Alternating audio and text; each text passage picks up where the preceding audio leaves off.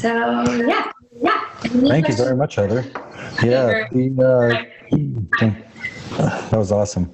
I'm very excited for fleet farming. I think it's, I look back on the days during the war, they had victory gardens, and very, very popular for people to have gardens in their yards, and that's gone away. And I think it'd be great if we could bring something like that back into place, obviously without having to have a war to do it.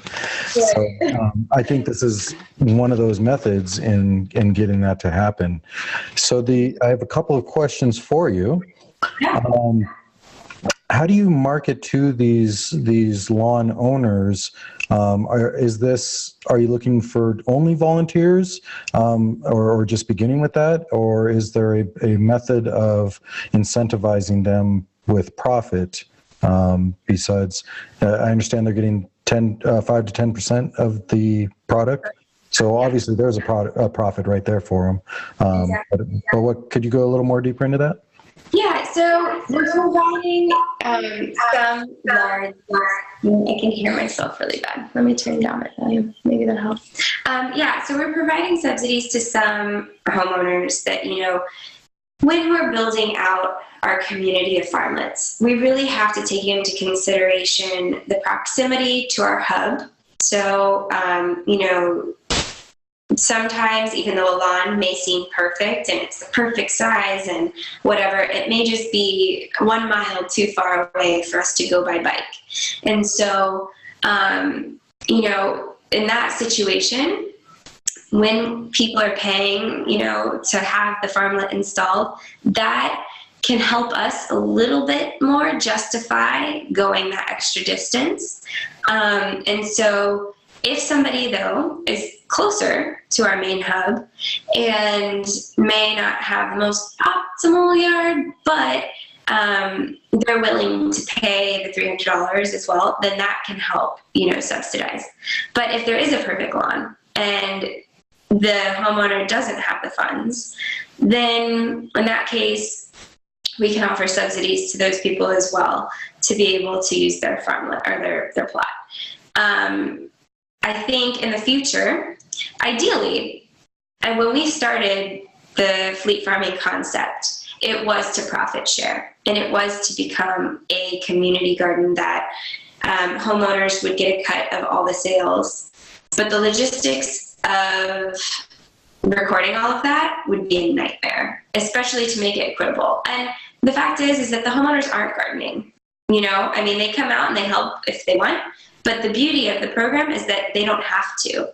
And, if it was their own lawn and it was grass, they would be paying anyways to have it mowed, maintained, paying for the gas to maintain it, and so, or just taking their own time, twice a week to mow it. So I think that's where the value of fleet farming comes in and where we can justify charging.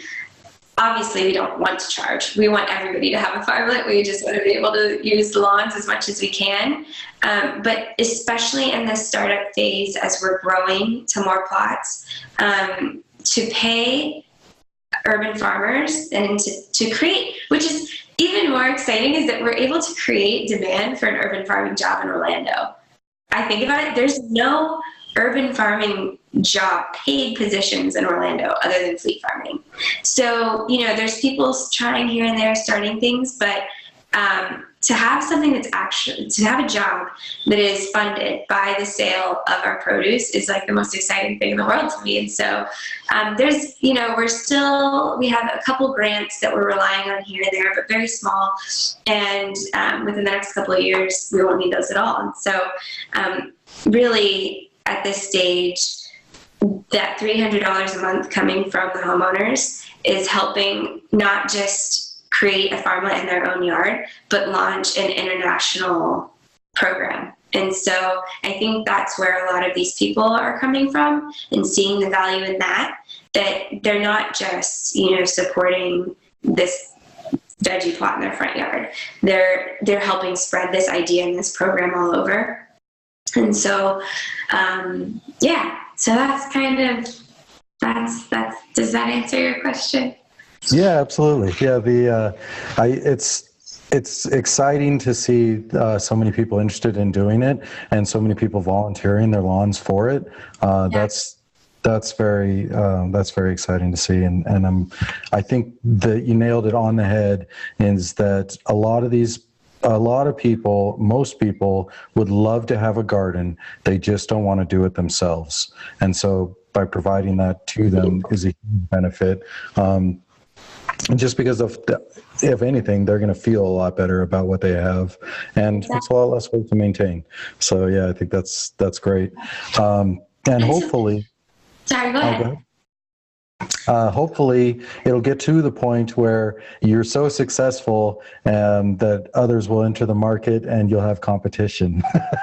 Exactly. Yes. And that's the cool thing, you know. So one of the other things I just want to mention in terms of that, we just applied for a grant with the USDA to expand our program to a lower income area of Orlando. And so, you know, there's so many different ways you can go about it. You don't have to charge your homeowners at all. If you happen to have an amazing community partner that's looking to throw money at urban gardening programs, you know, like, you don't have to apply for grants. You don't have to charge your homeowners at all. I think there's so many different ways to go about this. And especially if you're in a low income area, there's so many grants out there right now to start urban gardens. That can be your startup funding. And the moment you have, you know, your 15 to 20 plots established, you shouldn't need anything else. You know, should only take about 2 people to keep it going, paid people, and then you have your swarm rides of volunteers that can come out and join you. So, yeah, just to mention, it doesn't have to be that type of model where you're charging the hosts at all. Yeah, I think a lot of people, or where this will really explode, is when you end up with those other kind of markets as well. Because right now, there's definitely a huge market that you are tapped into with the people who are conscious of this kind of thing and that want to better the environment and benefit from it at the same time and benefit their local community.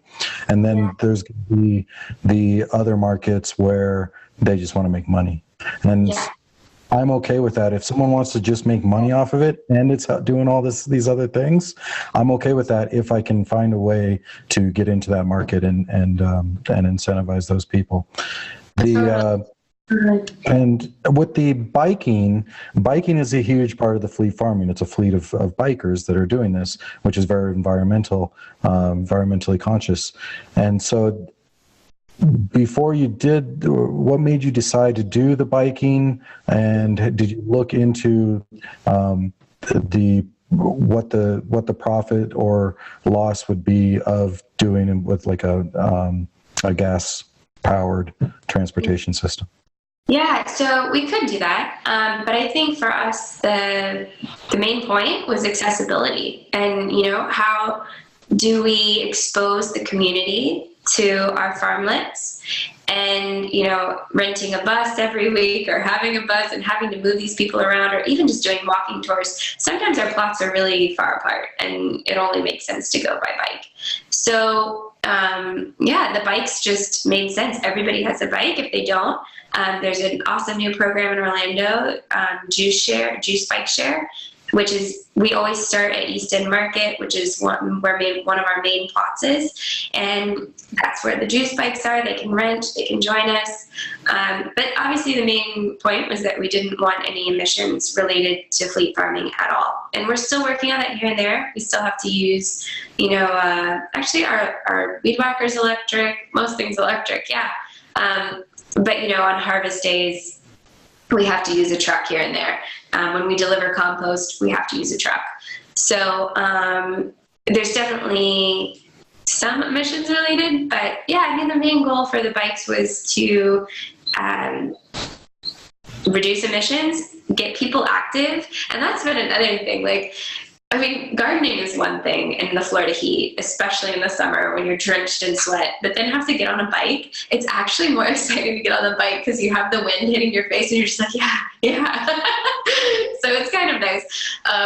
But yeah, I think some of the unexpected outcomes have just been getting our community activated. And I've been surprised to actually see that there's a lot of people that don't know how to ride bikes. And so we're looking into partnering up with our local rickshaw community. We have downtown Orlando has a lot of rickshaw drivers. So maybe one day or a couple times a year, we'll have a big event where people can come and just sit back and have somebody drive them around and do like a tour to Farmlettes. I don't know yet. So, I think that that's pretty much the reasons why we chose to do bikes. And it's worked out really well. When the groups get really big, sometimes we'll have to split up into multiple groups, which is great then because then we can cover more ground. But it's helpful. Yeah, and I think that's great. Just getting people out on bikes or out in general, out of their house, especially on bikes, exercising and gardening all at the same time is huge. Yeah. Now, so you've got the fleet, they come, they harvest, and then you're taking it to the hub. Now, is this a food hub, or is this a central hub where you're distributing to obviously restaurants, but farmers markets and where else? Yeah, so in Orlando, we have multiple outlets where we're selling, but our hub for processing is at East End Market, which opened about 4 years ago. It's in the center of our growing area, and I was one of the co-creators there, so I had a lot of ties into the area. But the East End Market, excuse me, you can read more about it. It's eastendmkt.com. But it's a market hall of 10 individual shops, and then they all share space in an incubator kitchen in the back. So it's an incubator for local food businesses. And, to get to owning your own shop one day, there's a lot of capital involved with that. So these small, scalable little stores are stepping stones for these businesses until they're able to build up. So they all share ovens, sinks, dishwashers, all that in one main kitchen in the back. So in the off hours, Fleet Farming uses that space to process all of our produce. And laws with processing are pretty intricate in Florida, but I can explain it if anybody has any questions. So we use East End Market as our processing center and our hub for meeting for the swarm rides, for really just our public venue. And then we've hosted a couple of fundraisers in the past. We hosted an event that was a film for the screening of the film GMO OMG, had a panel with a great discussion. So it's kind of our main hub. But I think, as we expand to other communities, it can really take shape in so many different ways. That answer your question? Yeah, absolutely. Thank you. Let's see. With the homeowners, what kind of restrictions do you put on the homeowners? You mentioned a 3-year contract. What can they do with the garden or around the garden? What are the restrictions in place? Yeah, so no spraying of any kind. They can't employ a lawn service whatsoever. They can for mowing, around maybe their backyard or whatever area we aren't using. But no Massey, no companies that are going to come in and spray any type of chemical sprays. So if they do have a company that they use, we just want them to run it by us first, and so that we can double check and call them and see what they're using and really make sure that it's not going to affect the vegetables and fruits. Like I mentioned, they shouldn't have sprayed anything in the previous 5 years in the area that we're growing in. And something that I'm starting to consider too is the surrounding neighbors, because just because they don't spray doesn't mean their neighbors don't. And on a windy day, who knows what'll happen. And so we're looking into that and really starting to consider the effects of the neighbors, lawn treatment. Really, the garden is it's open to them as well. If they want to work in it, by all means, they're so welcome to come out and work in it. And restrictions, what else in the agreement? Just the irrigation is all set on a timer, so they really don't have to worry about watering at all. But if we are unavailable, if we're running short on time or anything with our staff, we can send out a mass email to all of our farmlet hosts and say, hey, we see that there's going to be rain on, it's going to be pouring the next 5 days. And on all of our timers, there's a rain delay button, so they can go out and press that for like the next 2 to 5 days, whatever they want, whatever we advise them on. So that way we're not irrigating while it's pouring down rain. So really that's like the only thing that we would ask of them here and there. Maybe just imagine harvest. There's probably a restriction on the harvest. Yeah, and then, just harvesting 5 to 10% and making sure that they know how to harvest. A lot of people have never harvested anything before. So, showing them the first couple times, this is how you cut the greens so that they'll actually grow back and that you won't kill the plants. And then, the flowers and all of that, making sure that they know that they're there for a purpose. And, they make beautiful arrangements, but we need them there to attract the wasps and bees and all the great things that will eat up bad bugs. I don't know. Okay, so I was under the impression I had was that the fleet would come and do all of the harvest and then give 5 to 10% to the homeowner. Yeah, it started like that, but trying to coordinate when the homeowner would be home, because our greens have to be refrigerated soon after harvest. We didn't want to leave bags of soggy greens sitting on their front porch forever and have that go to waste. So they can harvest whenever they like. And that way it's even fresher for them. They can harvest per dinner, per salad, whatever. So it's all up to the homeowner. Okay. And then we also, as I mentioned, all the volunteers can come to the market and get half off. So in that case, we do harvest and they can come and pick up. I'd love for our volunteers to just be able to cut whatever they want and take it home with them, but we can't ensure that it'll last 3 hours in the hot sun while we're harvesting, and it's better. I'd like to ensure the quality of it and just make sure that they can get a nice mix. And some days, when we're out with the swarm ride, we'll only be harvesting arugula, or we'll just be harvesting one thing. And we sell like 4 to 5 special salad mixes. So we have an Asian mix, which is comprised of like mizuna and a whole bunch of other Asian type greens. Then we have our vibrant mix, which is baby chard and colorful, bright things, red scarlet frills, all these things. So in that case, we need to take it back, process it all, mix it up, and then bring it to market. Well, I think that's also great for the community with the giving them half off, because you're incentivizing them to come to the farmers market and possibly spend some money with more money with you and with the other vendors at the market. And the community, because all that money is going to just keep recycling and recycling within the community. Yeah, that's awesome. How do you track the who's a volunteer and who's not a volunteer? Most of us, we're a small team, so we always are. The whole team is always out at the swarm ride, and so we know who was there, because the Monday is the market, Sundays are swarm rides, so it's always the following day, and we know who was there. So the volunteers had to have volunteered that week to get the discount, right? Okay, that makes sense. Yeah. All right. Let's see here. I saw I was just going through that list. You had the organize, grow, processing, distribute, market, and operations. In operations, you had roles and responsibility. Is that based off the holacracy model? The what? Holacracy? I don't know. I guess not. No. Okay. I was just curious how the roles and responsibilities and operations work, but I guess I'll have to get the kit to find out. Yeah. All right. Have you ever worked with Local Orbit or that food hub distribution software programs?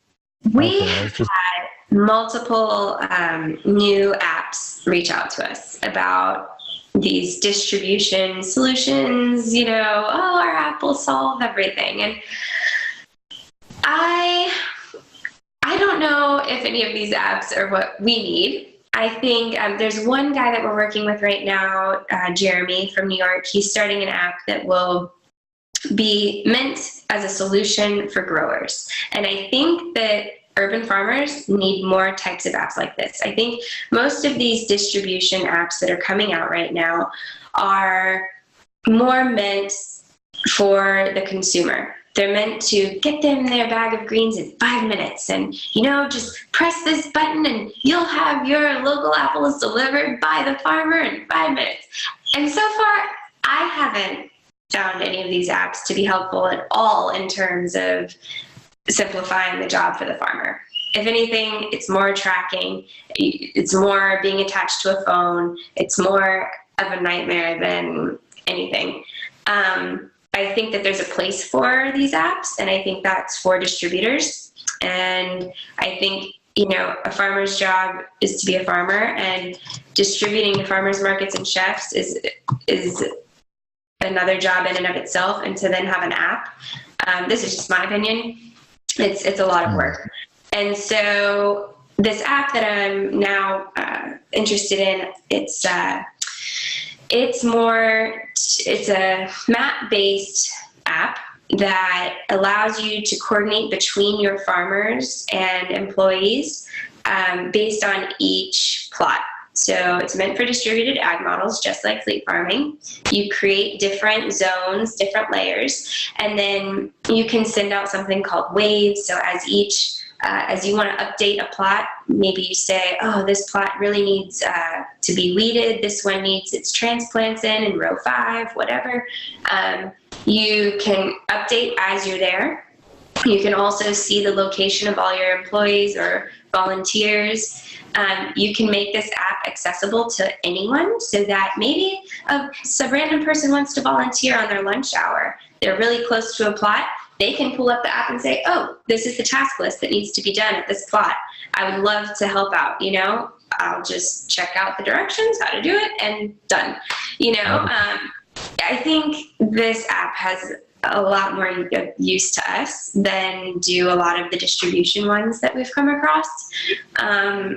There is an app, however, that's being used. I think it was started in Seattle. I wish I could remember the name right now. A lot of people are starting to use it. It's a great platform for localizing distribution. And so I think there's a group, they have an online farmers market in Jacksonville, Florida. Totally forgetting the name right now. I think it's Red something. It's amazing. It's an amazing tool, and I think it'll be great for communities all over. But in terms of, using that as a farmer, not so sure. All right.